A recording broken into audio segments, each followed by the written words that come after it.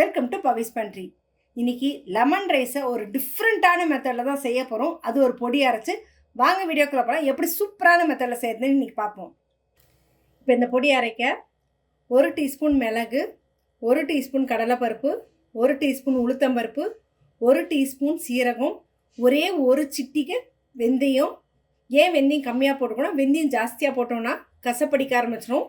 அதனால் ரொம்ப கம்மியாக சேர்த்துக்கோங்க. ஆனால் கம்மியாக சேர்க்கும்போது டேஸ்ட் செம சூப்பராக இருக்கும்.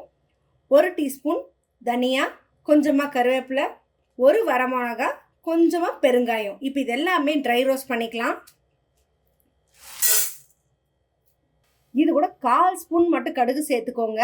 ஏன்னா அப்போ தான் டேஸ்ட் நல்லாயிருக்கும். இது எல்லாமே நல்லா ட்ரை ரோஸ்ட் பண்ணி எடுத்துக்கலாம்.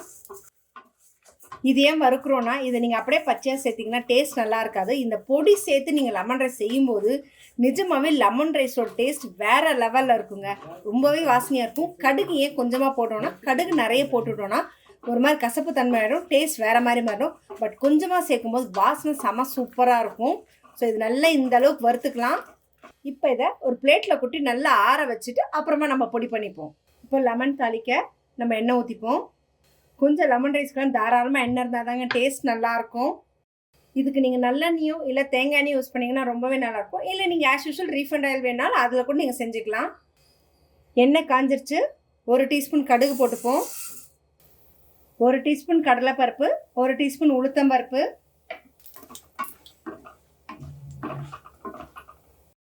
4 பச்சை மிளகா, 2 வரமிளகா சேர்த்துருக்கேன். காரம் உங்களுக்கு எந்த அளவுக்கு வேணுமோ அதனால கூட்டி குறைச்சி எடுத்துக்கோங்க பச்சை மிளகாவை.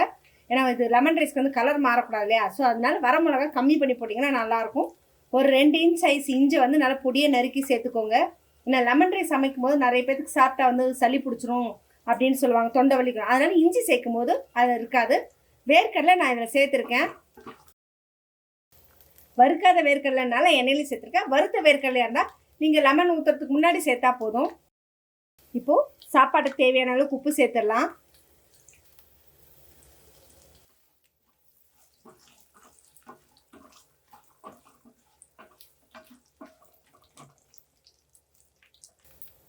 இப்போ 1/4 ஸ்பூன் மஞ்சத்தூள். லெமன் ரைஸ்க்கு மெயினே அந்த மஞ்சத்தூள் தாங்க.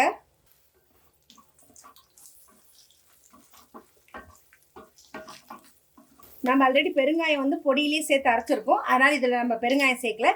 இப்போ ஸ்டவ் ஆஃப் பண்ணிடுவோம்.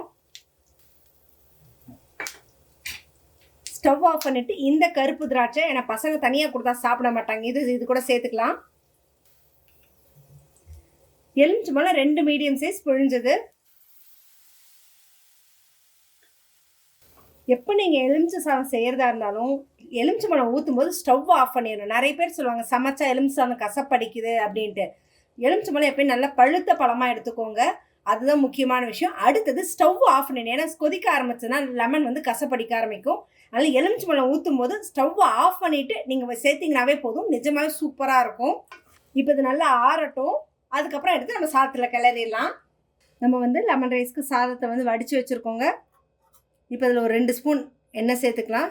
இல்லை உங்களுக்கு நெய் வேணாலும் நெய்யும் சேர்த்துக்கலாம், அது உங்களோட விருப்பம்தான். ஆனால் இந்த மாதிரி கிளற சாதத்துக்கு ஃபஸ்ட்டு கொஞ்சமாக எண்ணெய் ஊற்றி இப்படி எடுத்து வச்சிட்டிங்கன்னா நிஜமாகவே சாதம் ஒன்றோட ஒன்று ஒட்டாது. நீங்கள் 2 நாள் வச்சு எங்கே ட்ராவல் பண்ணுறீங்க அப்படின் போது இந்த மாதிரி செஞ்சு வச்சிட்டோன்னா கெடவும் கெடாதுங்க.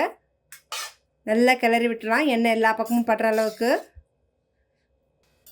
கீழே இருக்க எல்லா சாதத்துலேயும் படுற மாதிரி இருக்கணும். அப்போ தான் நல்லாயிருக்கும் டேஸ்ட்டு. இப்போ இது கூட நம்ம செஞ்சு வச்சுருந்த லெமனோடது அதை இதில் சேர்த்துடலாம். இதில் கடாயில் எண்ணெய் இருக்கும், அதில் நீங்கள் லைட்டாக சாதம் எடுத்து கொஞ்சம் கிளறிக்கோங்க. பொடி நம்ம அரைச்சிட்டோம் இல்லைங்களா? இப்போ இதில் ஜஸ்ட் ஒரே 1 ஸ்பூன் போதும் எனக்கு. ஏன்னா நிறைய சேர்த்தோன்னா லெமன் ரைஸோட அந்த கலர் வாசனை மாறிடும். அதனால் ஜஸ்ட் ஒரே 1 ஸ்பூன் மட்டும் சேர்த்துக்கலாம். இப்போ கிளற ஆரம்பிச்சிருவோம்.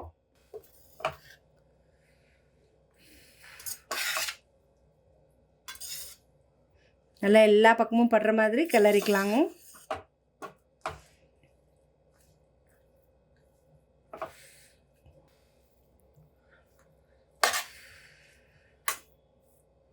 நல்லா ஃபுல்லாக கிளறிடுவோம் எல்லாத்தையும். நம்மளுடைய பொடி அரைச்சி போட்ட லெமன் ரைஸ் சூப்பராக ரெடி ஆயிடுச்சு. டேஸ்ட் பண்ணி பார்த்துருவோம். சூப்பராக இருக்குங்க. அது அந்த வேர்க்கடலையோடு சாப்பிடும்போது அந்த பொடி வித்தியாசமாகவே நிஜமாக ஒரு சூப்பர் ஃப்ளேவர் கொடுத்துருக்கு. சான்ஸே கிடையாது. எப்பவும் செய்கிற மாதிரி இல்லாமல் இந்த மாதிரி செய்யும்போது நிஜமாக ரொம்பவே நல்லாயிருக்கு. ஸோ ட்ரை பண்ணி பார்த்து உங்களோட கமெண்ட்டை கமெண்ட் பாக்ஸில் கொடுங்க. இந்த மாதிரி இன்ட்ரெஸ்டிங்கான குக்கிங் அப்டேட்ஸ்க்கு என்னோட சேனலை சப்ஸ்கிரைப் பண்ணிக்கோங்க. பக்கத்தில் இருக்க பெல் ஐக்கானும் கிளிக் பண்ணிக்கோங்க, நோட்டிஃபிகேஷன் மிஸ் பண்ணாமல் இருக்கிறதுக்கு.